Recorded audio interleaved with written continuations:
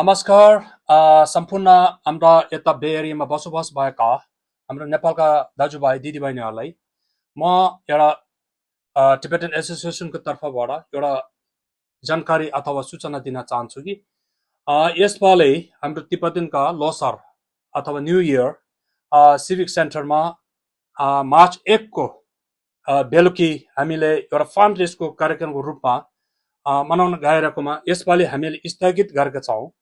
हजुरहरूले किन स्थगित गरेको भन्दाखेरि हाम्रा परम पूज्य दलाई लामा ज्यूका दाजु अथवा हाम्रो भूतपूर्व तिब्बतन गभर्मेन्टका प्रधानमन्त्री उहाँ अस्ति 8 तारिकको दिन अचानक एउटा निधन भएकोमा हाम्रो सम्पूर्ण तिब्बतनवासीहरू एउटा शोक मनाउन गएकोमा त्यसैले हामीले स्थगित गरेका छौँ। सो हामीले अर्को नयाँ मिति नतोकेसम्म अहिलेलाई स्थगित गरेर फेरि हामीले नयाँ एउटा मिति तोकेपछि फेरि हजुरहरूलाई सम्पूर्णलाई एउटा जानकारी दिन चाहन्छु। धन्यवाद।